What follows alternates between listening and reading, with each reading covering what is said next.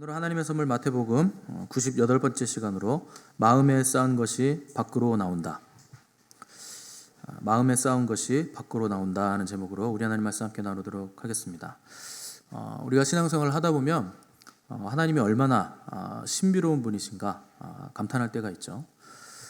인간의 논리와 이성으로는 깨달을 수 없는 격차가 하나님과 우리 사이에 있기 때문에, 하늘과 땅은 너무나 큰 갭이 있기 때문에 우리가 감히 깨닫지 못한 일들을 깨닫게 될 때 놀라게 되는 건데, 특별히 하나님께서 우리를 택하셔서 부르시고 주의 백성 삼아주시는 이 구원 사역은 신비 중의 신비입니다.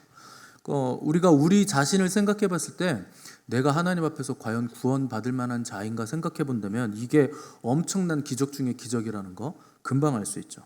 그런데 이런 하나님의 신비 앞에서 이상한 반응을 보이는 사람들이 있었다는 거예요. 그 대표적인 사람들이 누구냐? 바리새인들입니다. 지난주에 주님께서 성령의 능력으로 귀신을 쫓아내셨는데 바리새인들은 주님을 향해서 저가 귀신의 왕 바알세불의 힘을 힘입어서 능력을 행한다, 이렇게 말을 했습니다. 그러니까 눈앞에서 성령님의 역사가 눈에 보이고 귀에 들리고 손으로 만져지는데 전혀 엉뚱한 말을 하고 믿지 않는 사람들이 분명히 있다는 거예요. 바리새인들뿐만이 아니라 교회의 역사 내내 이런 사람들은 계속 있어 왔습니다. 초대교회 때는 초대교회 그 성도들 굉장히 핍박했던 유대교인들도 있었고, 또 로마의 네로 황제는 자기가 도시에 불을 질러놓고 초대교회 성도들에게 다 뒤집어 씌워가지고 수많은 기독교인들이 순교를 당하는 일도 있었습니다. 또 중세시대 때 로마 카톨릭은 성경대로 종교 개혁을 일으키려고 하는 사람들, 개혁자들을 무참하게 핍박하고 짓밟았죠. 그것뿐만이 아닙니다. 근대에 와서는 공산주의자들이 교회를 핍박하고 파괴하는 일들이 분명히 있었고, 김일성은 목사만 1200명을 죽였습니다. 가끔 북한이 좋다고 하시는 분들 계시는데, 여러분 감은 그냥 아오지입니다. 크리스천이잖아요. 거기 가면 끝이에요. 공산주의에서는요 절대 하나님을 인정하지 않습니다. 그런 사람들이 교회 안에도 얼마나 많은지 몰라요. 그래서 제가 청년 시절에 하나님을 인격적으로 벼락같이 만났습니다. 제가 32살에 하나님 만났거든요. 저 어렸을 때 교회 다녔어요. 거의 모태신앙급으로 다녔어요. 근데 하나님 인격적으로 만난 건 32살 때였어요. 그러니까 여러분, 교회 다니는 거하고 하나님 만나고 하는 거는요 절대 별개의 문제입니다. 여기 그냥 왔다 갔다 한다고 만나는 거 아니에요. 보장이 되는 게 아니에요.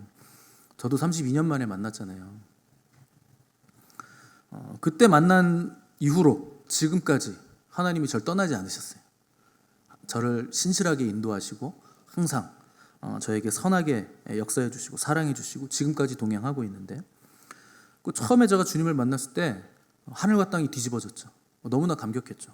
그래서 제가 열심히 더 사랑하지 못해서 안타깝고 주님께 더 드리지 못해서 눈물겹고 그랬는데, 교회 어른이라는 분이 저에게 조언이랍시고 한다는 말이 너 너무 열심히 믿지 마. 그걸 조언이라고 저한테 했다는 거예요.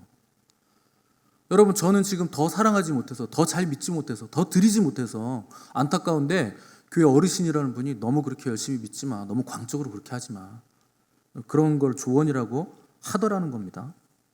그러니까 오늘날에도 예수님을 믿긴 믿는데 대충 그냥 다리 하나 살짝 걸치는 정도, 내 옷자락 하나 걸치는 정도, 그냥 그 정도로 믿고 싶다는 거죠. 나머지 내 인생은 내가 알아서 살고 싶다. 그래서 성령 충만한 교회를요 오늘날 교회들은 전부 다 이단이라고 합니다. 이단이 아니에요. 성령 충만해서 성령의 역사가 나타나는 것뿐이지. 근데 그걸 이단이라고 몰아가고 성경적인데 오히려 이단이라고 그러고, 자기들은 성경에 있는 역사가 안 나타나는데 자기들이 정통이래요. 그러니까 눈 하나짜리들은 전부 다 정상이라고 그러고, 눈 2개 있는 소수의 사람을 이상한 사람들이라 이렇게 몰아가는 게 오늘날 우리 시대의 교회의 모습이라는 거죠. 그래서 주님이 그러나 내가 마지막 때에 믿음을 보겠느냐? 무슨 말입니까? 믿음 보기가 굉장히 힘들다는 거예요. 진짜 신실하게 믿는 사람 찾기가 힘들다는 겁니다. 근데 우리는 다수가 마치 진리인 것처럼 늘 다수에 휩쓸리죠. 우리나라 사람들 특히 그게 심하죠. 50% 이상이 찬성하는 의견에 절대 반대 의견을 못 내놓는 사람들이 우리나라 사람들입니다. 다른 사람들의 평가, 다른 사람들의 시선을 극도로 두려워하는 사람들. 그래서 진리마저도 여러분들이 선택하지 못하고 다수의 의견을 따라가다가 많은 사람들이 가는 넓은 길, 넓은 문으로 가다가 다 같이 손잡고 지옥에 떨어지는 겁니다. 그래서 주님이 그걸 안타까웠게 여기시는 거예요. 좁은 문으로 가라. 좁은 길로 가라. 내가 마지막에 믿음을 찾을 수 있겠느냐? 내가 올 때 믿음 있는 사람 볼 수 있겠느냐? 굉장히 희박하다는 거예요. 다른 예를 들 것도 없어요. 예수님이 계셨던 그 시대 예수님의 삶만 봐도 온통 비판과 정죄와 박해가 끊이지 않았죠. 예수님의 삶이. 그 예수님이 악한 일을 하신 적이 있습니까? 예수님 무슨 비난받은 일을 하신 적이 있습니까? 잘못된 말 하신 게 하나도 없죠. 그런데 그분을 무참하게 십자가에 못 박아서 죽이는 것이 종교인들이 행했던 일들이에요. 여러분, 이게 종교의 결론입니다. 종교는요, 결론적으로 무슨 일을 하느냐? 진리를 십자가에 못 박는 일을 합니다. 그게 종교가 하는 일이에요. 예수님이 예루살렘에 입성하실 때 모든 사람들이 다 나와가지고 종려나무 가지를 막 흔들면서 호산나 우리를 구원하소서, 다윗의 자손이요. 사람들이 다 그렇게 외쳤어요. 그런데 며칠 지나지 않아서 그 모든 군중들이 뭐라고 소리치기 시작했느냐? 바라바를 풀어주고 저 예수를 십자가에 못 박게 하소서. 그걸 외친 사람들이요, 며칠 전에 호산나 우리를 구원하소서, 다윗의 자손 찬송하리로다, 그거 외쳤던 그 사람들이에요. 똑같은 사람들이에요. 그 사람들은요, 진리가 풀어지기를 원하지 않는 거죠. 강도가 우리에게 풀려나기를 원한다는 거죠. 불법이 우리 안에 충만하게 해주십시오. 강도가 우리에게 풀어나게 해주십시오. 풀어지게 해주십시오. 진리는 풀려나지 않게 해주십시오. 그냥 십자가에 못 박아 죽여버리십시오. 이걸 외쳤다는 거예요. 이 시대가 그런 시대입니다. 종교는요, 절대 진리를 원하지 않습니다. 그래서 여러분, 종교 생활을 하시면 언제나 결론이 뭐냐? 진리 대신 주님을 거부하는 걸로 결론 나는 거예요. 죽어 말라 비틀어진 것이 종교이기 때문에 살아 역사하는 생명을 거부하는 거죠. 그래서 조금만 살아 역사하는 능력이 나타나면 저거 이상한데, 저거를 반복하지 않기로 했습니다. 저거 하면 또 너무 유행될까 봐. 이번 주 외부에 계신 분이 저거를 하고 있더라고요. 제 설교를 들었다는 거예요. 저한테 저거 이러더라고요. 목사는 참 말하기도 쉽지 않아요. 그만해야 돼요. 그러니까 여러분, 죽어 말라 비틀어진 종교, 생명이 나타나고 능력이 나타나면요, 거부합니다. 이상하다는 거예요. 아니, 성경에 있고 예수님도 그렇게 했고 사도들도 전부 다 그런 사역을 했는데 뭐 치유되고 막 영이 떠나고 귀신 떠나가고 그러면요, 이단이라 그래요. 도대체 누가 이단인지 모르겠습니다. 오늘 본문 보니까 30절에 보시면 나와 함께 아니하는 자는 나를 반대하는 자다. 나와 함께 모으지 아니하는 자는 해치는 자니라. 예수님이 경고를 하셨죠. 여러분, 이 말씀은요, 예수님이 나긋나긋하게 인자와 긍휼 가지고 자비롭게 말씀하신 거 아닙니다. 굉장히 무서운 말씀하신 거예요. 영적 영역에 있어서 너희들 회색지대 없다. 적당히 걸쳐 있는 거 없다. 그 얘기 하시는 거죠. 우유부단하면 절대 구원받지 못한다. 그 사람 나와 함께하는 사람이 아니다. 여러분이 예수님을 나의 구주로 믿으신다면 더 이상 내 인생은 내게 아닌 겁니다. 여러분, 적당히 사시면 안 되는 겁니다. 어떤 분들은 예수님 알고 믿게 됐으니 그래, 50% 정도는 주님께 드리고 50% 정도는 내가 내 인생 살자, 뭐 이렇게 생각하시는 분도 있고, 조금 열심히 하시는 분들은 75% 주님께 드리자, 25% 내 인생 살자. 조금 많이 열심히 하시는 분들은 그래, 99.999% 드리고 0.0001%는 나를 위해서 살자. 여러분, 수치상으로 보면 높아질수록 갈수록 얼마나 훌륭합니까? 50%, 60%, 70%, 80%, 90%, 99%, 99.99999%. 근데 여러분, 배우자 사랑하실 때 99.99999% 사랑하고 0.0001%는 첫사랑 사랑하세요? 그러면 배우자가 이해해 줍니까? 야, 훌륭한 사랑이다. 나 너무 고맙다. 나 99.99999% 사랑해서. 근데 0.0001%는 그래, 첫사랑 그 사람 사랑해야지. 얼마나 애틋하겠어. 그렇게 허락해 주십니까? 그건 말도 안 되는 거예요. 여러분, 그냥 보기에 수치상으로는 굉장히 좋은 믿음이지만 우리의 믿음의 목적과 신앙의 목표와 의도가 조금이라도 나를 향해 있으면 그거 안 되는 겁니다. 그렇게 살으라고 우리는 부르심을 받은 게 아니에요.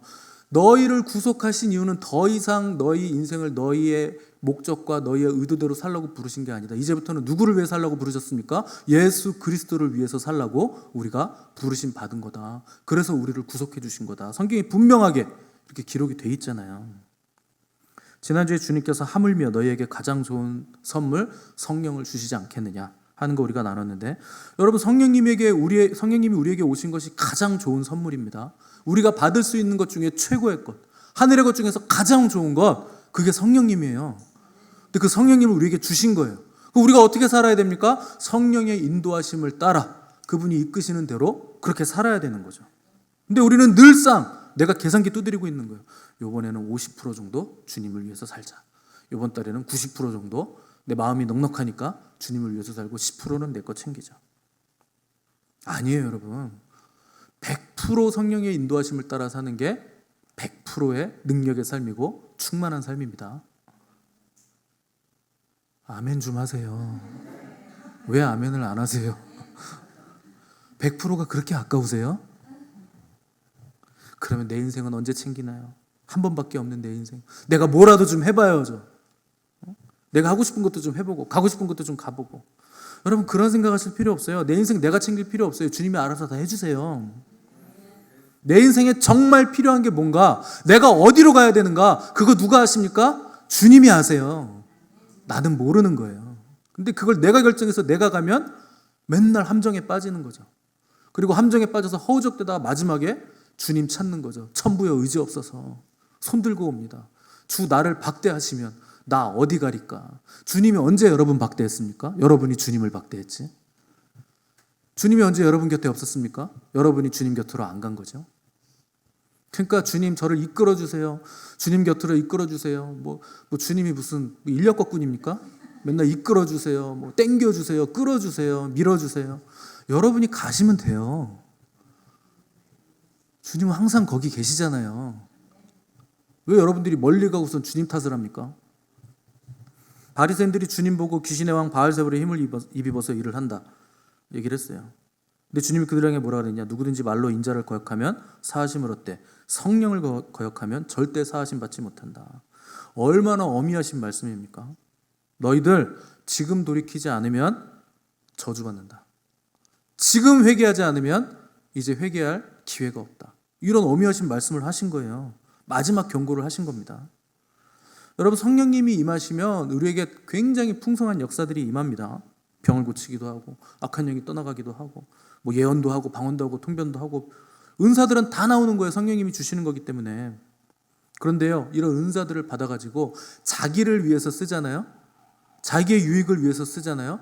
그 사람 결국 망합니다. 성령님이 선물은 너무나 많이 줬는데 그 은사들을 자기를 위해서 쓰는 거예요. 그래서 그런 사람들 마지막에 보면 마지막이 굉장히 불행해요. 다 꼴딱꼴딱 숨 넘어갈랑 말랑 하면서 죽어가는데 찬송 부르지 말라 그럽니다. 죽어가는 그 순간에 예배도 드리지 말라 그래요. 그렇게 젊었을 때 은사 받아가지고 사역하던 사람들이 그런 말을 해요. 왜 그러겠습니까? 그 은사를 자기의 유익을 위해서 쓴 거예요. 내가 이렇게 병도 고쳐주고 사람들 예언도 해주고 악한 영도 떠나가게 해줬으면 주님 나한테 뭐 생기는 게 있어야 될 거 아닙니까? 근데 평생 자기는 가난하게 살고 뭐 생기는 것도 없고 사람들 와서 병만 고치고 뭐 주는 것도 없고, 그러니까 배신감 느껴가지고 내 인생은 왜 이런가? 하나님 나한테 해준 게 뭐예요 도대체? 평생 나 은사 가지고 사역을 했는데 아무것도 뭐 이런 것도 없잖아요. 그리고 하나님 원망하고 지옥 가는 거예요. 여러분 성령 받은 사람도 그렇습니다. 왜 그렇습니까? 하나님 영광 위해서 쓴 게 아니에요. 불법을 행한 거예요. 하나님 시키지도 않았는데 막 자기 멋대로 쓰고 이거 해주면 저 사람이 나한테 뭐 좀 가져오겠지. 내가 이 은사를 가지고 저 사람 조종해가지고 내 사람 만들어가지고 세를 좀 불려볼까. 뭐 이런 생각하면서 은사를 사용했다는 거죠. 그러니까 마지막에 결국 자기 충만해가지고 예배 드리지 마세요. 나 하나님 하자 얘기도 듣기 싫어요. 이런 사람들이 부지기수예요.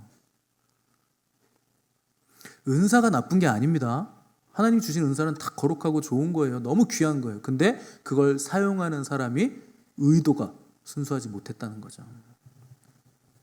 그래서 오늘 본문 33절 보시면 나무도 좋고 열매도 좋다 하든지 나무도 좋지 않고 열매도 좋지 않다 하든지 알아. 그 열매로 나무를 아느니라. 여러분 나쁜 나무인데 좋은 열매가 맺힙니까? 좋은 나무인데 나쁜 열매가 맺힙니까? 그런 말 하지 말라는 거예요. 그냥 상식적으로 잠깐만 생각해도 야 좋은 나무면 좋은 열매가 맺히겠네. 나쁜 나무니까 나쁜 열매가 맺히겠네. 금방 알 수 있죠. 그럼 나쁜 열매가 나왔으면 내가 나쁜 나무구나. 이거 아셔야 돼요. 그거 회개하셔야 돼요. 내가 만들어낸 열매가 좋지 않아요. 사람들하고 막 투닥투닥하고 맨날 내가 가면 거기가 거룩해지고 은혜 분위기가 돼야 되는데 내가 가면 분위기가 엄해져 막 싸움이 일어나요. 그럼 내가 나쁜 나무인 거예요. 그건 뭐 당연한 거 아닙니까? 그걸 뭐 기도를 받아봐야 알아요. 그거를 나쁜 나무니까 나쁜 열매 맺죠. 좋은 나무면 좋은 열매를 맺는 거죠. 근데 그거 누가 봐도 알 수 있는데 그 알량한 자존심 때문에, 알량한 지식 때문에, 그 강팍하고 고집스러운 마음 때문에 잘못된 줄 알면서도 내가 잘못된 게 아니라 네가 잘못된 거야 이러면서 버티면서 그렇게 버티다가 망하는 겁니다. 주님이 이런 사람들을 종교인들이라고 부르시는 거예요. 그래서 이들을 뭐라고 부르셨는가? 34절 35절 다 같이 읽어보겠습니다. 34절 35절 시작. 독사의 자식들아 너희는 악하니 어떻게 선한 말을 할 수 있느냐? 이는 마음에 가득한 것을 입으로 말함이라. 선한 사람은 그 쌓은 선에서 선한 것을 내고 악한 사람은 그 쌓은 악에서 악한 것을 내느니라. 아멘. 자, 드디어 예수님의 입에서 나올 수 있는 가장 심한 말 나왔어요. 독사의 자식들아. 여러분, 주님이 왜 바리새인들, 종교인들을 독사라고 부르셨는 줄 아세요? 입에서 독이 나와서 그래요. 독사니까 입에서 독이 나오겠죠. 그 뱀이 누굽니까? 사탄이에요. 옛 뱀이라고 하는 사탄. 나중에 이 뱀이요, 에덴 동산에서 뱀이었는데 하도 커져가지고 계시록에 가면 용이 돼 있습니다. 그래서 그 용을 뭐라고 그럽니까? 계시록에서 옛 뱀, 곧 사탄이 용이 됐다 그러잖아요. 얼마나 커진 겁니까? 이 바리새인들이요, 독사의 자식들, 사탄의 자식들이라는 거예요. 그들의 아비가 사탄이다. 당시에 굉장한 존경을 받던 바리새인들, 서기관들, 종교인들을 독사의 자식들이라 정확하게 부른 사람은 딱 두 사람, 예수님하고 세례 요한밖에 없습니다. 왜 그렇게 모든 사람들이 존경한다는 사람을 독사의 자식이라고 부를 수 있었을까요? 두 분은 사람을 두려워하지 않았기 때문에 그래요. 사람의 눈치를 안 보는 거예요. 여러분, 가장 무서운 사람은요, 사람 눈치 안 보는 사람입니다. 그 사람은 두려워해야 될 사람이에요. 가장 한심한 사람은요, 사람 무서워하는 사람, 사람 눈치 보는 사람, 제일 한심한 사람이에요. 왜요? 하나님을 두려워하지 않으니까 사람 눈치를 보는 거거든요. 여러분, 오늘날 교회의 문제는 여기 있습니다. 그리스도인들이요, 사람들 눈치를 너무 봐요. 세상 사람들 눈치를 너무 봅니다. 그럼 또 이런 말에 그리스도인이 세상에 본이 돼야지요, 덕이 돼야지요, 화평을 해야죠. 아니, 누가 되지 말래요? 근데 눈치 보라고는 안 돼 있잖아요. 왜 눈치를 봅니까?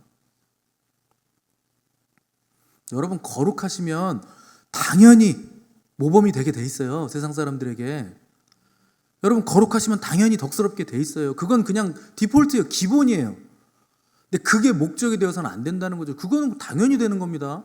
세상의 도덕 윤리 그냥 뛰어넘는 거예요. 그리스도인들은 그 정도 수준이 되는 게 우리의 목표가 아닙니다. 우리는 하나님이 너희는 거룩하라고 하셨으니 거룩해야죠.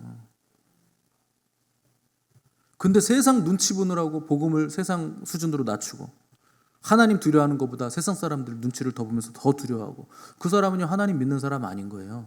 천국은 가고 싶어하는 사람일 수 있어도 하나님을 진짜 믿는 사람은 아닌 겁니다.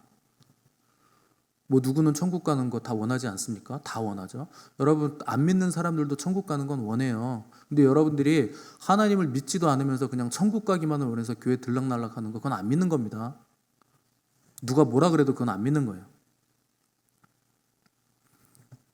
세상 평가에 신경 쓰고 두려워하는 사람은요, 여러분 가슴에 손을 얹고 한번 생각해 보세요. 내가 하나님을 지금 두려워하는가? 세상을 두려워하는가? 곰곰이 생각해 보십시오. 그래서 선한 사람은 35절, 선한 사람은 그 쌓은 것에서 선한 것을 내고 악한 사람은 그 쌓은 악에서 악한 것을 낸다. 당연한 겁니다. 들어온 것이 나갑니다. 인풋이 들어온 게요, 아웃풋으로 나오는 거예요. 당연한 거예요. 입력된 게 출력이 되지, 그럼 입력하지도 않았는데 나옵니까? 그러니까 여러분, 우리가 이 땅에서 살아가는 우리의 삶은요, 무언가를 계속 우리 안에 쌓아 나가는 시간들이라는 거예요. 선한 사람은 그 선한 것을 계속 쌓아서 선한 것을 쌓은 것이고, 악한 사람은 악한 것을 계속 입력시켜서 악을 쌓은 거예요. 그래서 나오는 것도 그것에 따라서 선한 것이 나오고 악한 것이 나오는 게 결정이 된다는 거죠. 사무엘상 보시면 사울 왕 때 블레셋이 도전을 해왔는데, 그때 블레셋에서 전면에 나온 장수가 골리앗입니다. 골리앗이 매일 나와가지고, 야, 니들 싸움 대표 나와, 나는 내가 싸울 거야, 나와. 그러면서 살아계신 하나님을 모욕하고 이스라엘의 군대를 모욕합니다. 근데 이스라엘 진영에서 그 모욕하는 소리를 듣고 누구 하나 앞에 나서는 사람이 없어요. 누가 나섰느냐? 형들에게 도시락 배달하러 갔던 어린 소년 다윗이 그거를 듣고서 갑자기 열받아가지고 자기가 싸우러 나겠다 그럽니다. 그래서 돌 몇 개 집어들고 물맷돌 가지고 골리앗 앞에 나서죠. 이때 그 어린 소년 다윗이 뭐라 그랬느냐? 너는 칼과 창과 단창으로 내게 나오거니와 나는 만군의 여호와의 이름 곧 네가 모욕하는 이스라엘 군대의 하나님의 이름으로 내게 나아가노라. 왜 다 골리앗 앞에 못 나가는데 다윗은 나갑니까? 평소에 내 안에 쌓인 게 나오는 거예요. 평소에 내 안에 만군의 여호와의 이름이 계속 쌓이고 내가 그분의 이름을 계속 묵상했으니까 그 사신 만군의 여호와 하나님의 이름을 모욕하는 그 사람을 봤을 때 다윗은 분노에 차오른 거예요. 감히 우리 하나님을 모욕해? 그게 용서가 안 된다는 거죠. 여러분, 다윗이 어떻게든 왕의 눈에 들어가지고 출세하려고 그렇게 나간 거 아닙니다. 누가 허세를 부리는 사람이 자기 목숨을 걸면서까지 허세를 부립니까? 불가능해요. 허세 부리는 사람은. 뻥치는 사람들이 자기 목숨 거는 거 봤어요? 사기꾼이 자기 목숨 거는 거 봤습니까? 목숨까진 걸지 않아요. 어떻게든 살려고 그러지. 다윗은 자기 목숨 걸고 나가는 거예요. 왜? 내 생명보다 여호와의 이름이 더 귀하니까요. 그러니까 내 생명 거는 거죠. 여호와의 이름이 뭘 의미하는지 내가 아니까 오랜 시간 동안 여호와 이름 의지하고 그분을 높이고 찬양하는 삶을 내가 계속해서 쌓아왔으니까 거기서 믿음의 용기와 담대함이 다윗에게 나왔다는 거죠. 여러분이 잘 알려진 왕 중에 또 다윗의 아들이 있죠. 솔로몬. 솔로몬의 판결 중에 가장 그 유명한 판결이 한 아이를 서로 두 엄마가 자기 아이라고 우기는 판결이죠. 잘 아시죠? 믿지 않는 사람도 알죠. 아이는 하나인데 두 그 창기가 서로 자기가 엄마라고 우기는 상황에서 솔로몬이 어떻게 판결을 냈느냐? 칼을 가져와서 반으로 나눠서 반쪽씩 줘라 이렇게 판결을 내렸습니다. 우리는 뭐 그게 굉장히 지혜로운 판결이다 이렇게 감탄하시는데 글쎄요, 저라도 그 정도 판결은 할 수 있을 것 같은데 그게 뭐 그닥 그렇게 지혜로운 판결입니까? 아무튼 저는 그 판결 자체보다 놀라운 게 뭐냐면 그 두 여인을 꿰뚫어 본 솔로몬의 해안이 너무나 대단하다는 걸 알았어요. 판결 자체는 저도 할 수 있을 것 같아요. 그 정도면. 근데 정말 기가 막힌 판결인 게 솔로몬이 이 여인을 꿰뚫어 본 거예요. 두 여인을 꿰뚫어 보는 거예요. 두 여인 다 아이가 있었습니다. 근데 한 여자가 자기 아이가 죽었어요. 그래서 그걸 바꿔치기 한 겁니다. 동시에 낳았기 때문에 제 여자와. 근데 왜 죽었느냐? 자다가 자기 잠버릇이 나빠서 아이를 깔아 뭉개서 죽였습니다. 그래서 그 아이가 죽은 걸 아침에 새벽에 확인하고 다른 아이하고 몰래 가서 바꿔치기 해온 거죠. 근데 여러분, 어느 엄마가 자기 아이를 모릅니까? 바뀌었다는 거 금방 알죠. 그러니까 솔로몬에게 판결해달라고 온 거죠. 자, 솔로몬이 반으로 잘라서 반쪽씩 줘라. 그랬더니 진짜 엄마는 아이를 향한 마음이 불붙는 것 같아서 왕에게 그냥 저 여인에게 주세요. 제가 포기하겠습니다. 이렇게 부탁하는 바람에 그 아이가 진짜 엄마다. 아니, 그 엄마가 진짜 아이 엄마다. 이렇게 판결이 났다는 겁니다. 여러분 잘 생각해 보세요. 아이의 생명에 대한 귀중함, 그 아이를 사랑하는 사랑함이 있었고 그 생명을 존중하는 마음이 있었던 여인은요, 평소에도 아이를 키울 때 사랑으로 키웠겠죠. 애틋하게 키웠겠죠. 그거 당연한 겁니다. 그래서 아이를 반으려는 순간 그 평소의 마음이 나와서 아이를 살려달라고 한 거죠. 근데 악한 여인은요, 자기 평상시 잠버릇으로 아이를 깔아 뭉개서 죽였어요. 여러분, 그게 실수였다고 생각하실 수도 있겠지만 어떤 엄마가 실수로 자기 아이를 깔아 뭉개서 죽입니까? 그런 엄마 있으세요, 여기? 어렸을 때 제가 아이가 하나 있었는데 그때 제가 자다가 엉덩이로 얼굴을 덮는 바람에 거기다 가스까지 나오는 바람에 애가 질식사해서 죽었어요. 뭐 그런 사연이 있으세요? 없어요. 엄마들이 그런 엄마가 어디 있습니까? 그러니까 여러분, 생명 존중에 대한 마음이 없는 거예요. 아이보다 자기 잠자는 게 더 중요한 거예요. 그러니까 아이를 그냥 깔아 뭉개는 잠버릇으로 그냥 깔아 뭉개 죽이죠. 이게 평소에 쌓여있는 게 나오는 겁니다. 그러니까 아이 반으로 자릅시다. 그랬더니 악한 여인이 뭐라 그럽니까? 그래, 그럽시다. 잘라줍시다. 그래서 차라리 아무도 아이를 나누어 갖지 못하게 합시다. 여러분, 이게 공평합니까? 공평해요?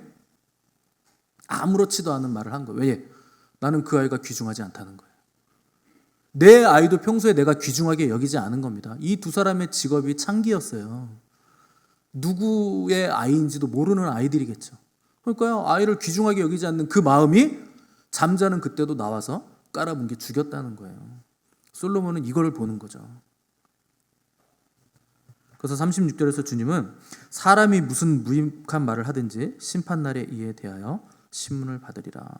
평소에 하는 말이 우리 안에 쌓여있는 게 나오는 거기 때문에 그것 때문에 심판을 받는다는 거예요. 악한 말을 많이 하는 사람, 그 악한 말 때문에 심판받는 거 아닙니다. 그 악한 말이 열매로 나온 그 이유가 뭐냐? 너희 안에 악이 가득 차 있기 때문에 그 말이 나왔다.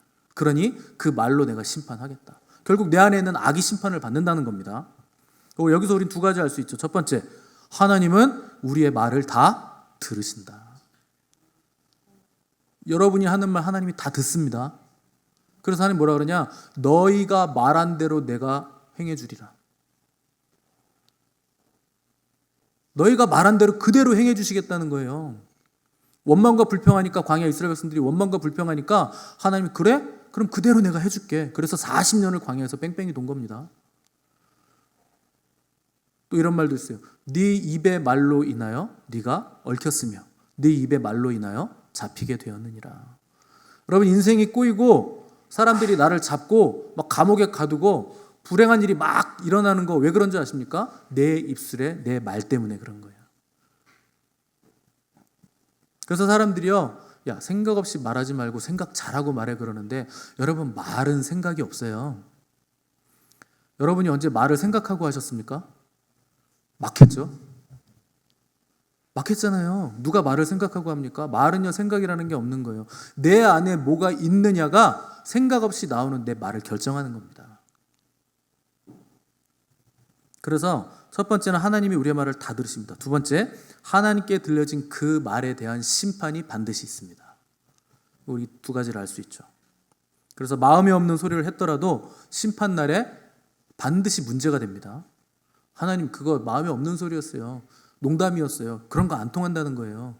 말한 대로 심판받는다. 그러니까 심지어 어떤 사람은 하나님을 향해 주먹질하면서 하나님 나한테 안 돼, 죽어 막 이러잖아요. 목사라는 양반이. 여러분, 그러다 죽습니다. 진짜 죽어요. 농담이 아니고. 가끔 주회종한테, 목회자한테 시덥지 않은 농담하시는 분들이 있거든요. 그럼 제가 넌지시 그래요. 그러다 죽어요. 주회종한테 그런 말 하시면 안 돼요. 그러다 죽습니다. 무슨 음담패설을 막 목회자한테 하는 분들이 있어요. 가끔. 그러다 죽습니다. 왜 하나님이 당장 안 죽이시는 줄 아세요? 하나님 자비하셔서 그래요. 회개할 기회를 오래 참으시면서 주시는 거예요. 그래서 여러분, 목회자들 비리가 막 드러나는데 왜 하나님이 안 데려가시는 줄 아십니까? 왜 그걸 다 만천하에 드러나게 하시는 줄 아세요? 여자랑 바람 피는 거, 모텔 가는 거, 현장에서 장로들이 잡아가지고 언론에 터뜨리고 막 이러는데 하나님이 그 목회자 왜 그냥 놔두는 줄 아세요? 회개할 기회를 주시는 거예요. 너 이런 일이 들통났는데 창피하지 말고 잘못했다고 해라. 근데 목회자들이 뻔뻔하게 상담했대요. 모텔 가서 단둘이. 말이 됩니까? 그냥 잘못했다고 해야죠. 회개하셔야죠. 잘못했으면 목회 내려놓든지, 그리고 회개하고, 아니면은 성도들이 기회를 주면 너무나 감사하다, 다시는 이런 일 하지 않겠다, 그렇게 겸손하게 하나님 앞에 엎드려야죠. 근데 그걸 안 하니까 하나님 계속 기다려 주시는 거예요. 회개해라, 회개해라. 근데 그 상태로 회개하지 않고 계속 가잖아요. 죽습니다.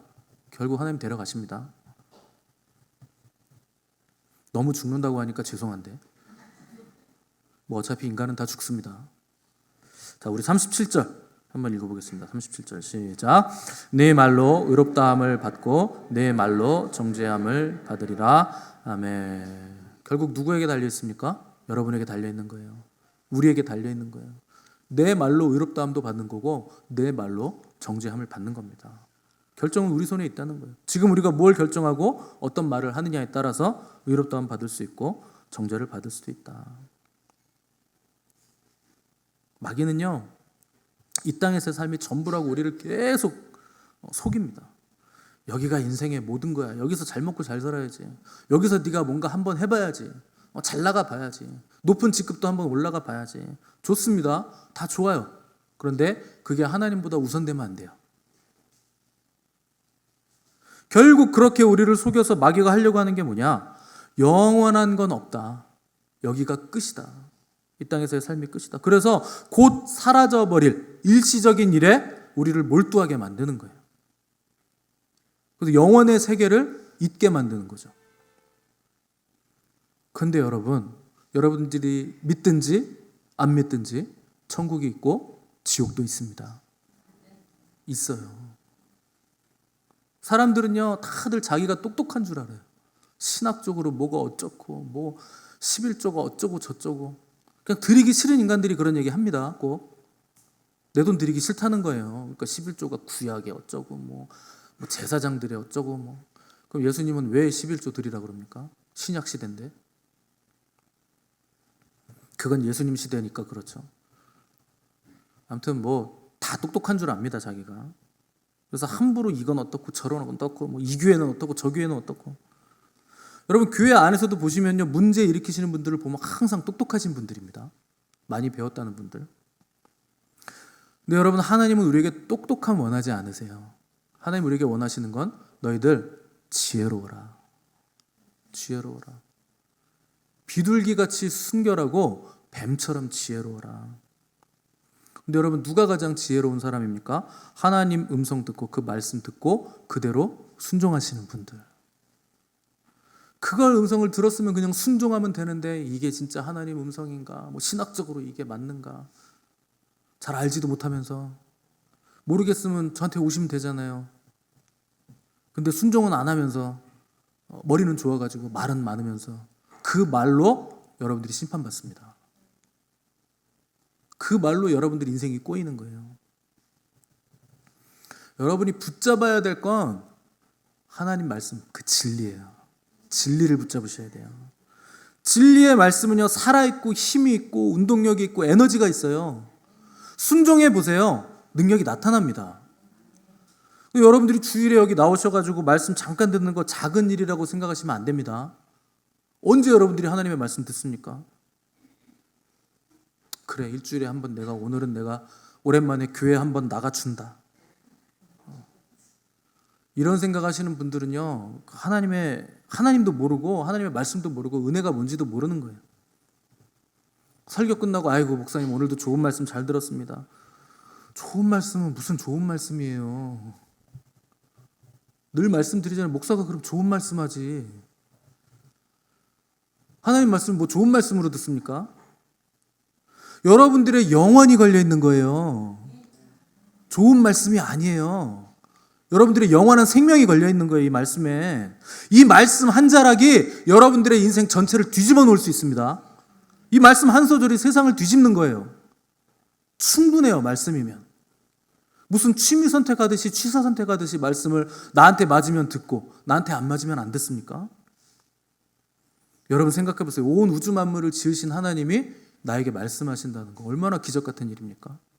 얼마나 놀라운 일이에요. 벌레같이 낮고 낮은 나에게 하나님의 음성이 들린다는 거.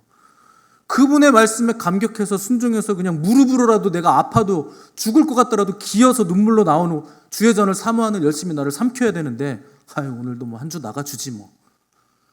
저 목사님 저렇게 나오라고 안달복달하는데 그래 내가 나가주자. 저 양반 봐서라도 나가야지. 그러려면 나오지 마세요. 누가 언제 뭐 저보러 나오라 그랬습니까? 잘생기지도 않은 얼굴 뭐. 여러분 다윗은요 똑똑한 왕은 아니었습니다. 똑똑하기로 따지면 다윗의 아들 솔로몬이 몇천 배 똑똑할 거예요. 아마 솔로몬은 다윗 닮은 게 아니고 밧세바 닮은 것 같아요. 다윗은 뭐 그렇게 똑똑한 사람이 아니에요. 그런데 하나님이 이스라엘의 모든 왕들을 선한 왕과 악한 왕으로 나누셨는데 그 기준이 누굽니까? 솔로몬 아니에요. 다윗 왕이에요. 똑똑한 솔로몬이 아닙니다. 왜 다윗 왕이 선한 왕과 악한 왕의 기준이 됩니까? 그가 하나님 말씀에 순종하기 때문에. 늘 하나님을 찬양하는 게 소원이기 때문에. 하나님 저 소원 딱 하나밖에 없습니다. 내가 언제 뭐 왕 되고 싶어 했습니까? 내가 언제 이 물질 이렇게 내가 지구상에서 가장 부자였던 사람인데 내가 언제 이 황금 이런 거 얻고자 했습니까? 제 소원 딱 하나예요. 주의 아름다우심 내가 늘 주님의 성전에서 바라보면서 주님 전에 영원히 거하는 거. 하나님 그게 제 소원입니다. 그래서 다윗 왕이요 모든 왕들의 선한 왕과 악한 왕들의 기준점이 누구냐? 다윗이에요, 다윗. 여러분, 저와 여러분의 지혜가 여기에서 시작되시기를 바랍니다. 똑똑한 사람이 지혜로운 자가 아니고 말씀에 순종하는 사람이 지혜로운 자예요. 순종을 쌓아온 인생은 그 쌓아온 순종으로 생명을 만들어낼 것이고, 불순종을 쌓아온 인생은 그 쌓아온 불순종으로 말라 비틀어진 종교를 만들어내는 겁니다. 인류 역사 이래로 종교를 통해서 구원받은 사람은 단 한 사람도 없어요. 종교에는 생명이 없어요. 왔다 갔다 하는 종교 생활 가지고는 구원받지 못합니다. 여러분, 말라 비틀어진 썩은 종교 생활에서 벗어나셔서 진리 되신 주님과의 올바른 관계성 안으로 들어가셔야 됩니다. 그래야 여러분들에게 생명이 있고 구원이 있는 거예요. 그 주님과 깊은 관계를 맺으시고 생명의 능력을 경험하시는 복된 저와 여러분 되시기를 간절히 바랍니다. 함께 기도하겠습니다.